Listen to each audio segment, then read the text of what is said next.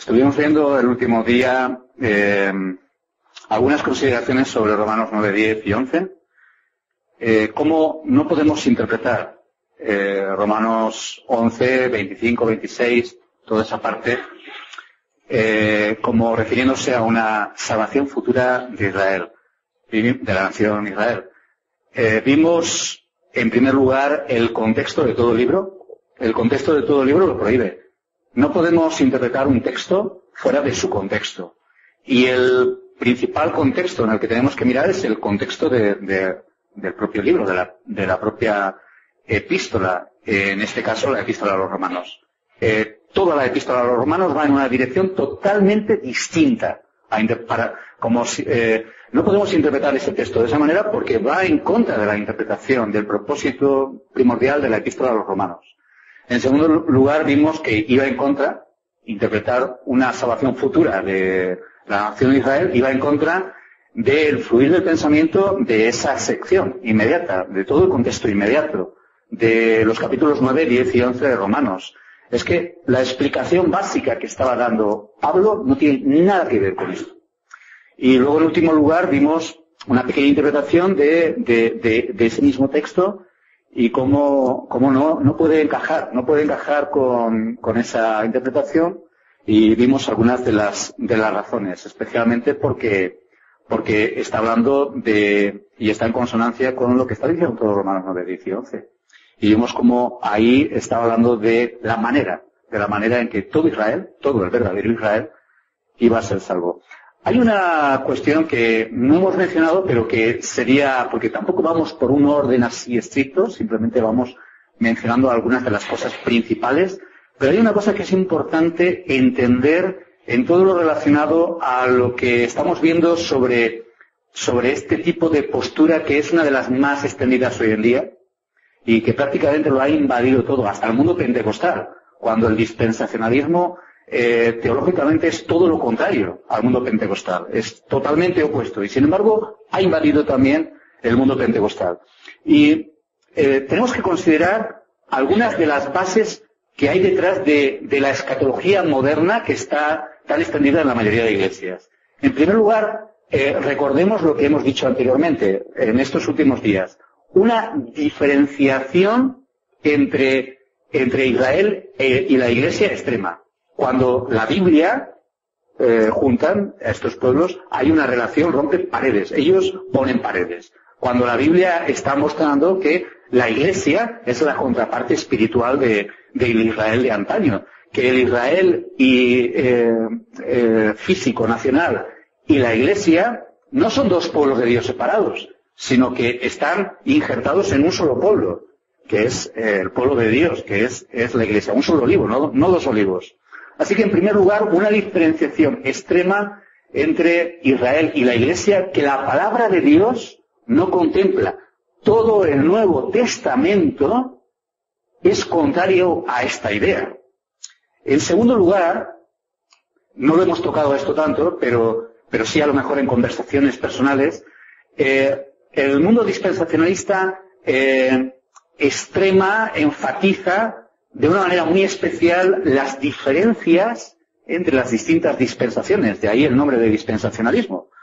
Todos los cristianos creen en dispensaciones, todos los cristianos creen en distintos pactos, todos los cristianos ven que el pacto con Abraham, el pacto mosaico y el nuevo pacto, hay matices importantes de distinción. Pero el punto de vista que la teología reformada, que el cristianismo histórico a lo largo de los siglos principalmente ha tenido, es el de unidad. El énfasis es la unidad. Hay distintos pactos, pero hay una unidad esencial. Es el mismo pacto de redención progresando y manifestándose de una manera cada vez más plena hasta que llega a su cumplimiento final en el nuevo pacto y en Cristo. Y de igual manera las dispensaciones. Hay dispensaciones, pero no podemos utilizar este concepto para trocear la Biblia y poner unas partes de la Biblia en contra de otras, como el Antiguo Testamento en contra del Nuevo Testamento, etcétera, etcétera, etcétera, poniendo contradicciones continuamente. Así que estas son dos características principales con las que tenemos que estar muy familiarizados y tenemos que estar en contra, lo tenemos que tener claro.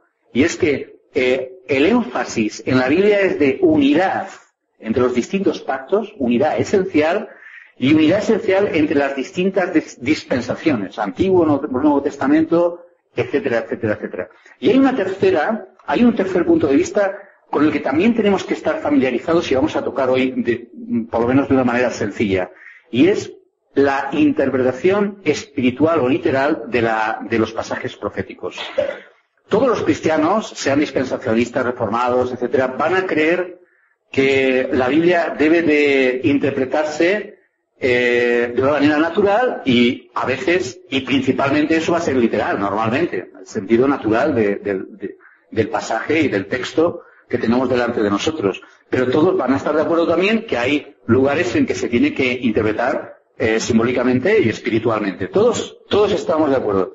Pero en este tema, en profecía, estamos en contradicción absoluta con el acercamiento que muchos de estos profetistas, futuristas y especialistas en este tipo de visión del Apocalipsis y del tiempo del fin tienen.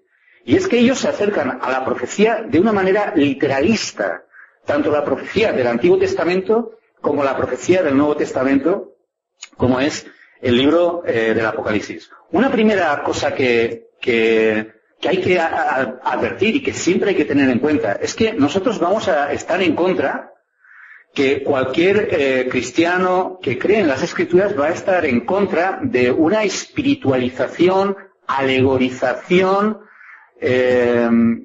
exagerada, antibíblica, antinatural de las Escrituras. Nosotros creemos en interpretar la Escritura literalmente siempre que se puede. Recuerdo en una ocasión, lo pongo como ejemplo de esto, para ver los destrozos, para que veamos los destrozos que a veces se hace con la alegorización y con la espiritualización de ciertos pasajes. En una ocasión, en un seminario en una iglesia, pues el profesor del seminario invitó a uno de los ancianos de esa misma iglesia, en la que yo estaba, le invitó a dar una charla sobre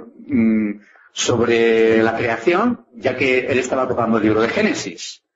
Y él dijo, bueno, este es profesor de geografía, es una persona que tiene experiencia además con la enseñanza, por supuesto, y además es anciano de la iglesia. ¿Qué más se puede pedir para que alguien pueda participar y dar sus puntos de vista sobre el libro de Génesis y sobre la creación? Pues, claro, lo que él no sabía es lo que se iba a encontrar y lo que iba a escuchar de sus labios. Empezó a decir que el diluvio no había sido universal, sino que había sido un diluvio parcial. Eso lo primero. Lo segundo que dijo es que los 6 días no eran 6 días literales, sino que eran épocas. Bueno, ya estamos familiarizados y hemos escuchado ese tipo de cosas. La Biblia describía esas cosas simbólicamente. Y que, por supuesto, Adán y Eva eran personajes simbólicos y que, en realidad, lo que él pretendía hacer con este tipo de interpretación era apoyar una especie de evolución más bíblica, digamos, no exactamente la evolución de Darwin, pero un tipo de explicación que estuviese en armonía con toda la información científica que se tenía. Que es lo que muchos evangélicos nos sorprenderíamos, la cantidad de evangélicos que han abandonado y han tirado la toalla en este tema. Los 6 días no son literales, eran épocas. Claro, así de esa manera encaja con la edad de la Tierra según se está cacareando en la actualidad en el mundo de la ciencia. O algunos dicen que ha habido 2 creaciones, una antes de la creación y otra después, y así se puede explicar sin ningún problema todo este tipo de medición que ellos hacen. Pues ha habido no una evolución, porque los animales no evolucionan, Dios creó distintas especies, pero ha habido distintas creaciones en distintos momentos y a través de la extinción de distintas etapas, como lo demuestran los descubrimientos arqueológicos, pues tal y tal. O sea, una barbaridad. Con esto se niega las escrituras de una manera muy grave. De hecho, el modernismo utiliza este tipo de recurso de la simbología, de la tipología, de la mitología, para desvirtuar y anular muchísimas de las enseñanzas que aparecen en las Escrituras. Y esto es muy grave.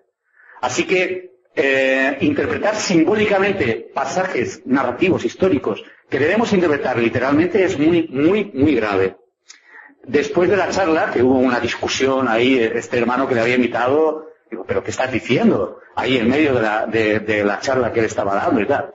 Después de la charla, así personalmente, le dije, oye, ¿y si esto ha ocurrido tal y como dices? Entonces, ¿cómo es que en Romanos 5:12 establece el pecado original en base al pecado de Adán, tal y como lo describe en el libro de Génesis? ¿Y por qué dice que la muerte no había tenido lugar antes, lo cual es necesario para la evolución? La muerte la evolución progresiva, etcétera, etcétera. ¿Cómo es que dice en el texto, en Romanos 5:12, que la muerte entró por el pecado de un hombre?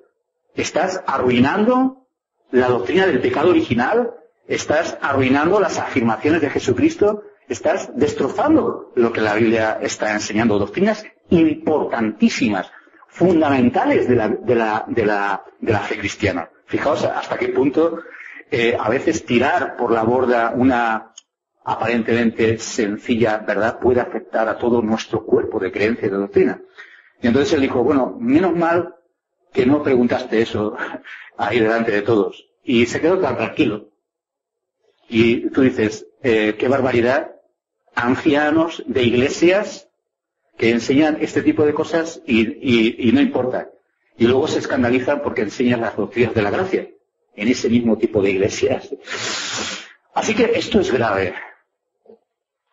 Espiritualizar y tomar en un sentido simbólico lo que es literal puede llevar a doctrinas muy graves, pero también hemos hablado a veces personalmente, especialmente, de algunas tonterías profundas que se dicen también al tomar literalmente algunos de los pasajes de la profecía bíblica.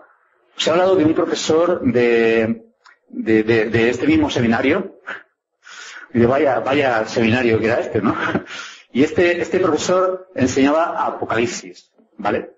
Y por otro lado, yo estaba enseñando teología sistemática. Bueno, así acabarían los alumnos, ¿verdad? Y todos los alumnos, absolutamente todos, terminaron siendo milenaristas. Pero, ¿sabéis qué? Que el mérito era de este hombre. Decía unas cosas tan ridículas que dices, es normal que nadie, o sea, solo tenías que dejarle a él exponer el Apocalipsis y exponer la profecía para que todo el mundo dijese, esto es una barbaridad. Él, cuando llegaba a una profecía del Antiguo Testamento que hablaba del manto y se cogerán todos de su manto, no, es que la gente volverá a vestir de esa misma manera.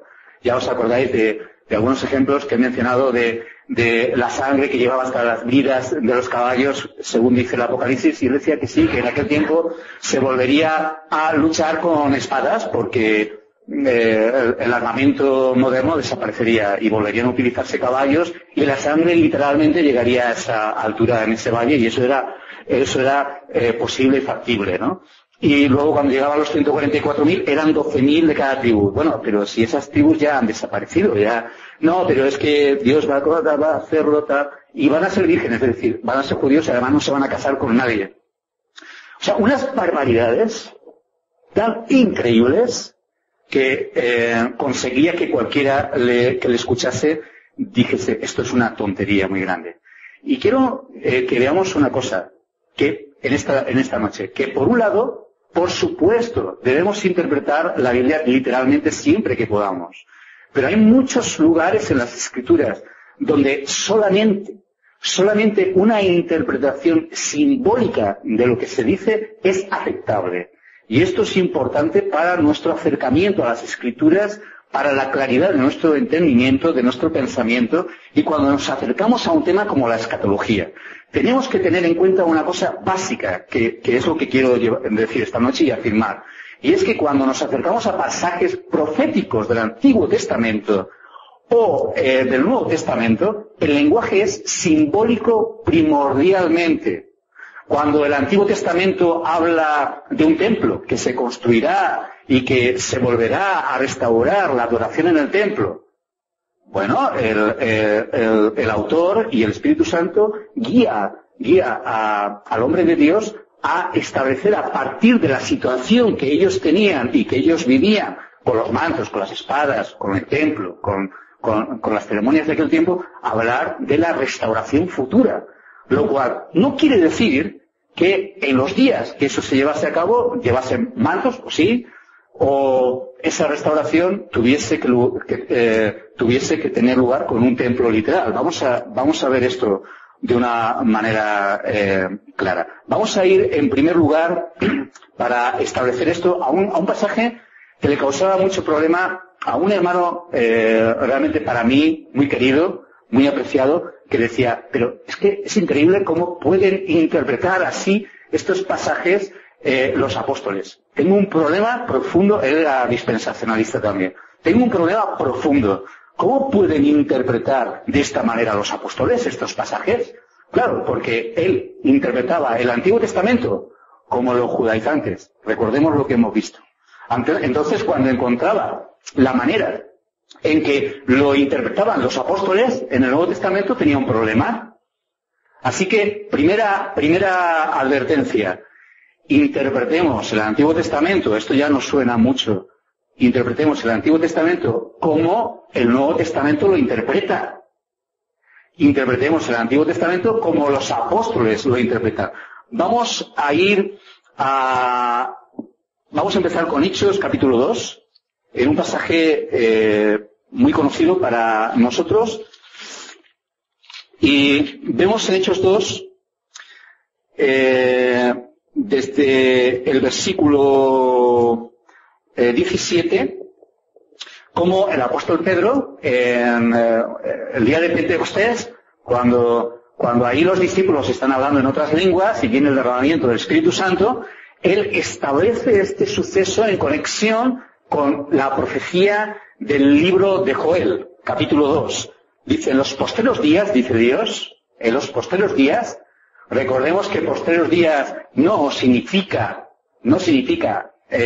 los ultimísimos días, justo ahí precisamente antes de la venida de Cristo, sino se refiere también a la época en la que estaba Cristo y vino Cristo desde que Él vino, desde su primera venida. Recordemos esto, que incluye su primera venida. Y en los postreros días, dice Dios, derramaré de mi espíritu sobre toda carne, y vuestros hijos y vuestras hijas profetizarán. Vuestros jóvenes verán visiones y vuestros ancianos soñarán sueños. Y de cierto sobre mis siervos y sobre mis siervas en aquellos días derramaré de mi espíritu. Y profetizarán y daré prodigios arriba en el cielo y señales abajo en la tierra. Sangre y fuego y vapor de humo. El sol se convertirá en tinieblas y la luna en sangre antes que venga el día del Señor grande y manifiesto. Y todo aquel que invocare el nombre del Señor será salvo. Conclusión sencilla, simple al leer este pasaje. Pues el apóstol Pedro está interpretando la profecía de Joel cumpliéndose en ese momento. Claro, inmediatamente van a venir ideas como, bueno, esto fue un primer cumplimiento, un cumplimiento intermedio, esto se cumplirá después en un cumplimiento final, al final de los tiempos. Ya hablaremos en otro momento de esto de los cumplimientos intermedios y cumplimiento final. Pero lo que sí tenemos que tener claro es una cosa, que el apóstol Pedro, por lo menos afirmemos esto de momento, el apóstol Pedro estaba interpretando esa profecía dada a Israel, cumpliéndose en ese momento. Eso se estaba cumpliendo. Y él lo afirma aquí. Si nosotros cogemos la Biblia de John MacArthur, que me la han dejado, le estaba echando una ojeada, yo nunca la había leído. Y realmente está bastante bien, nada que ver con la de Scofield, dentro de lo que cabe. Pero claro, él lo aplica al milenio. Él dice que esto se refiere al milenio. Y tú dices, ¿al milenio? Pero si Pedro lo está aplicando y lo está interpretando ahí, el apóstol lo está interpretando ahí, que está ocurriendo ahí. Tú me puedes decir, pues mira, es que hay un primer intermedio ahí. Me puedes decir, hay un cumplimiento final antes de la venida de Cristo. como dice, aparece que dice ahí, ya hablaremos de esto, lo dejamos ahí, pero no me hables del milenio, como dice aquí John MacArthur. ¿Por qué es esto así? Porque ellos interpretan, y esto es muy importante que lo tengamos en cuenta, y no podemos caer en este error. Ellos interpretan, van a Joel, interpretan eso según, en primer lugar, según su mentalidad, según una mentalidad judaizante, según una hermenéutica y una forma de verlo de este tipo, y luego, cuando llega el Nuevo Testamento, no son capaces de darse cuenta de la visión que los apóstoles, la interpretación que los apóstoles están dando de este pasaje. Nosotros debemos de interpretar Joel 2 a la luz del Nuevo Testamento. Debemos de interpretar Joel 2 y el resto de profecía a la luz de la hermenéutica de los apóstoles, no de lo que a nosotros nos parece que dice el libro de Joel. Pero en primer lugar, esto queda claro. Cuando el libro de Joel habla de Israel, vemos cómo se cumple en la Iglesia, cosa que los dispensacionalistas niegan. Dicen que no existe ninguna profecía en el Antiguo Testamento acerca de la Iglesia, porque la Iglesia no está profetizada, es un paréntesis, es un misterio del que no se habla.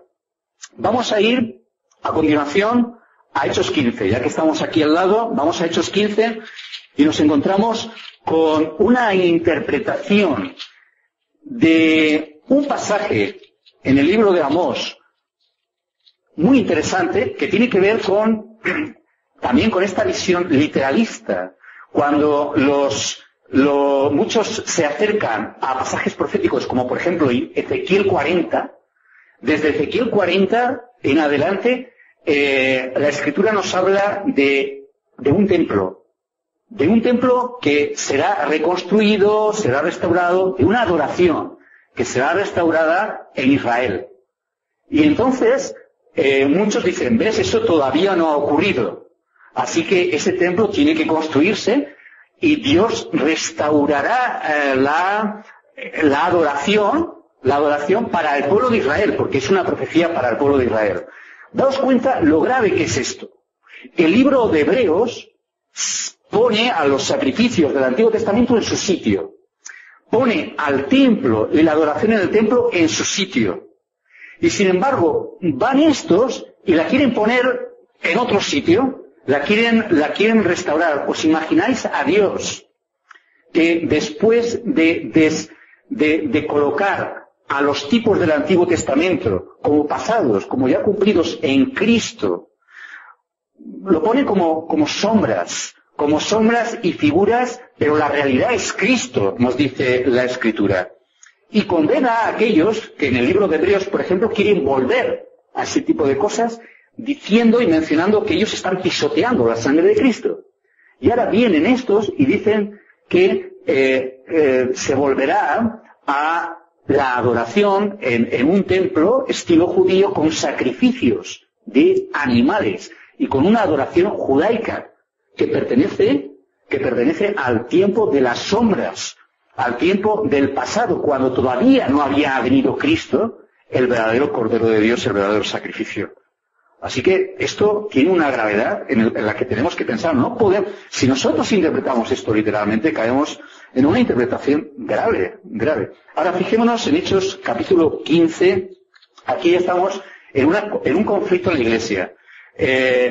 Los judaizantes decían, estos gentiles tienen que circuncidarse para ser salvos. Y Pablo, Pedro, etcétera, están ahí diciendo, no, para nada.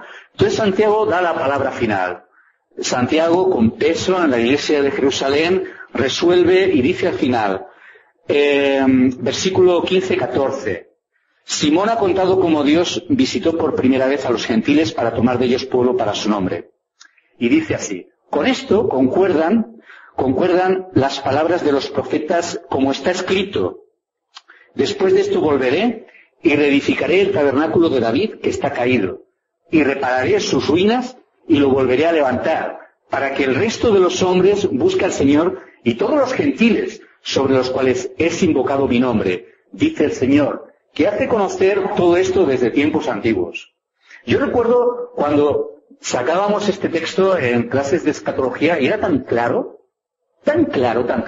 Aquí Santiago está diciendo claramente, de una manera rotunda, que el templo caído, que la adoración caída, que el tabernáculo caído, el tabernáculo de David caído, hecho ruinas, ha sido levantado, había sido restaurado, de tal manera que se cumple esto que dice aquí, que el resto de los hombres, es decir, los gentiles, los no judíos, busca al Señor, que todos los gentiles sobre los cuales es invocado mi nombre, busque al Señor. Es decir, la Iglesia, el Evangelio, el reino que Cristo había traído, era el cumplimiento de esa restauración a Israel prometida en el Antiguo Testamento, en el libro de Ezequiel y en Amós y en muchísimos otros lugares. Ahora, si nosotros interpretamos literalmente ese tipo de profecías, decimos, no, eso no se ha cumplido, se cumplirá en un futuro, como ellos dicen, pero no está diciendo eso Santiago, lo que está diciendo es que eso se había cumplido con la venida de Cristo, se había cumplido con el Evangelio, se había cumplido con la Iglesia, y el resultado es que los gentiles estaban entrando en el reino de Dios, estaban entrando en la Iglesia. Así que, un pasaje muy interesante, que claro, este hermano, del que digo que respetaba y que admiraba, este hermano decía, yo no entiendo cómo pueden interpretar de esta manera en el Nuevo Testamento estos pasajes. Pero qué sincero, ¿no? Yo decía, qué sincero es este hombre, no lo entiende. ¿Cómo lo va a entender? Tiene otra cosmovisión, tiene otro tipo de visión en su acercamiento a la profecía y no puede entenderlo. Pero ¿no creéis que los apóstoles tenían razón al interpretar de esta manera estos textos? El último texto, muy rápidamente, que vamos a ver está en Gálatas. Gálatas capítulo 4. Y es verdad que a veces esto se ha utilizado como excusa para alegorizar y para espiritualizar en exceso, caprichosamente y sin base muchos de los pasajes de la Escritura. Han dicho, mira, ves, la Biblia alegoriza. Por supuesto que no es eso lo que estamos diciendo. Pero el apóstol Pablo coge eventos, coge situaciones, coge parte de la historia del Antiguo Testamento, concretamente del libro de Génesis, para sacar una enseñanza espiritual. Y dice así en Gálatas 4:21. Está hablando de los judaizantes y del ministerio del Evangelio a los gentiles. Está hablando de los judíos y de la Iglesia. Está hablando de la ley y de los que quieren estar bajo la ley y del nuevo pacto. Y está diciendo así, Pablo, decidme los que queréis estar bajo la ley. ¿No habéis oído la ley? Porque está escrito que Abraham tuvo 2 hijos, uno de la esclava, el otro de la libre. Pero el de la esclava nació según la carne, mas el de la libre por la promesa, lo cual es una alegoría. Pues estas mujeres son los 2 pactos. El uno proviene del monte Sinaí, el cual da hijos para esclavitud, este es Agar, porque Agar es el monte Sinaí en Arabia y corresponde a la Jerusalén actual. Pues esta, junto con sus hijos, está en esclavitud. Mas la Jerusalén de arriba, la cual es madre de todos nosotros, es libre. Porque escrito está, regocíjate, oh estéril, tú que no das a luz, prorrumpe en júbilo y clama, tú que no tienes dolores de parto, porque más son los hijos de la desolada que de la que tiene marido. Así que, hermanos, conclusión, nosotros, como Isaac, somos hijos de la promesa. Pero como entonces el que había nacido según la carne perseguía al que había nacido según el Espíritu, así también ahora. ¿Mas qué dice la Escritura? Echa fuera a la esclava y a su hijo, porque no heredará el hijo de la esclava con el hijo de la libre. De manera, hermanos, que no somos hijos de la esclava, sino de la libre. Bien, este es un pasaje largo. Dice, bueno, ¿para qué me lee este hermano este pasaje tan largo cuando le quedan 3 minutos? Pues sí, es una metedura de pata, la verdad. Pero, fijaos, hay una cosa básica que se puede decir de este pasaje. Y es que el apóstol Pablo está interpretando un suceso de una manera espiritual. Nosotros no podemos hacer eso caprichosamente y de cualquier manera, pero la exageración de los literalistas vemos que no tienen fundamento. Hay un lugar en las escrituras para la tipología, hay un lugar en las escrituras para los símbolos, en personajes, en eventos, en sucesos, en distintos momentos históricos, en pueblos. Hay tipos que la Biblia toma de una manera simbólica para hablarnos en clave de sombras de realidades espirituales. Si no fuese así, tú no verías a Cristo en el Antiguo Testamento. Si no fuese así, sería difícil encontrar el Evangelio tan claramente como se ve en el Antiguo Testamento. Y los apóstoles podían ver claramente verdades espirituales en el Antiguo Testamento, nos abren esas claves y los ojos para que veamos cómo armonizan plenamente con el Evangelio y con lo que está ocurriendo en la Iglesia en el tiempo en que Pablo escribe frente a los judaizantes. Y lo que está diciendo básicamente es que los judaizantes, los judíos, la raza judía carnal estaba en esclavitud. Eran tipificados por Agar y por su hijo Ismael. Mientras que la iglesia era verdaderamente el verdadero Israel, la verdadera Jerusalén, la Jerusalén celestial, era la iglesia. Y ellos no heredarán, ellos no están en lo correcto, son hijos de esclavitud, son echados fuera. Y los que heredan son los verdaderos hijos, nosotros, que no somos hijos de la esclava, sino de la libre. Está muy claro en realidad dentro de su complejidad, lo reconozco, dentro de su complejidad está diciendo claramente una verdad, que el Israel carnal no es el verdadero heredero, sino que está tipificado por Agar, que fue echada afuera, y que el verdadero Israel, la verdadera Jerusalén, es la iglesia, que son los verdaderos herederos y que están tipificados por Isaac, el verdadero heredero de las promesas. Y eso está en armonía con lo que dijo el Señor Jesucristo, que los hijos del reino, es decir, los judíos, serían echados fuera y que el reino sería dado a aquellos que fueran dignos de él y que llevaran fruto en consonancia con el reino. El Señor lo dijo claramente, que vendrían muchos de Oriente y de Occidente y se sentarían con Abraham, con Isaac, con Jacob. Pero vosotros, los judíos, estaréis fuera. Así que no puede ser que luego la Escritura en Romanos 11 nos diga algo que es totalmente contrario, absolutamente contrario a lo que la Escritura de una manera clara nos está diciendo. Eso en primer lugar. Y en segundo lugar, vemos que es importante.